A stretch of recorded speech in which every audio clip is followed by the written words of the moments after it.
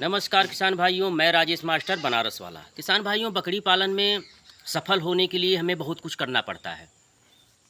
सामान्यतः एक बहुत बड़ी परेशानी आती है कि बकरी पानी नहीं पी रही है, कम खा रही है। दो चीज़ें, और कम खाना और कम पानी पीना उसके स्वास्थ्य के लिए हानिकारक है। बकरी आपकी फूलेगी नहीं खाकर, उसका जो बॉडी का विकास है वो बहुत अच्छा नहीं होगा। बकरी को पानी पीना बहुत ज़रूरी है।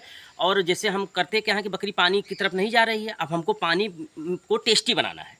और वो पानी ऐसा पानी होगा कि आपकी बकरी जस्ट दुगना से तिगुना खाना शुरू करेगी, बहुत ज़बरदस्त खाती है।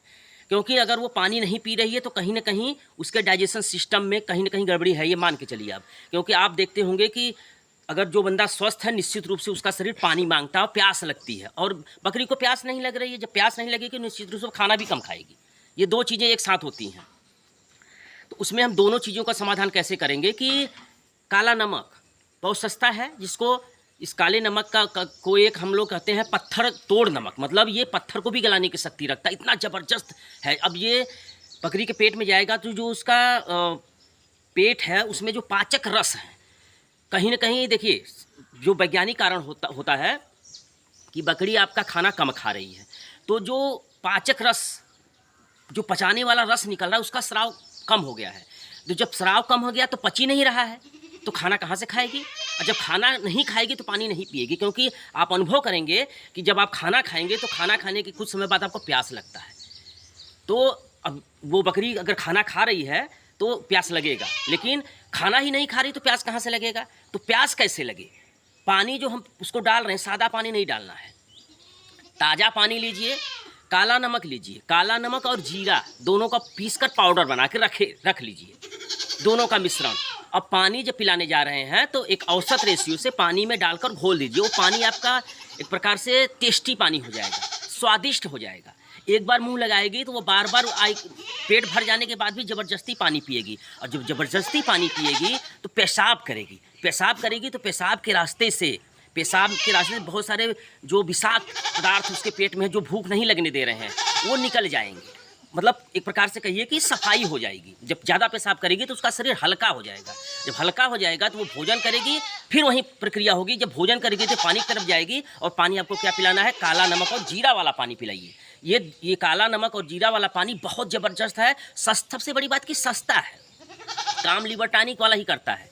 जैसे ब्रोटोन हुआ, Li52, बहुत सारे। मैं किसी लिवर टॉनिक की बुराई नहीं कर रहा हूँ, क्योंकि हम किसान गरीब हैं, हम नोट छापने की मशीन हमारे पास नहीं है। तो हमको क्या काम करना है कि सफलतापूर्वक काम करना है, कम बजट में काम करना है, अच्छा काम करना है। तो हम लिवर टॉनिक चूँकि महंगा आता है, देखिए उसका रिजल्ट भी अच्छा आता है, ऐसी बात नहीं है, उसका ज़बरदस्त रिजल्ट होता है। लेकिन कम पैसे में एक जुगाड़ वाला काम करके, चूँकि आप जानते हैं कि इंडिया जुगाड़ पे टिका हुआ है, बिना जुगाड़ का इंडिया चल नहीं पाता है। तो हम किसी भी काम में अगर हम जुगाड़ से, मतलब हम जुगाड़ का मतलब ये है कि रिजल्ट हमको सेम लेना है, लेकिन सस्ता खर्चा करके, कम पैसा खर्चा करके बेहतरीन रिजल्ट लेना है। इसके लिए आपकी बकरी को पानी अच्छा पिए और बकरी अच्छा खाए, भूख बढ़े उसका।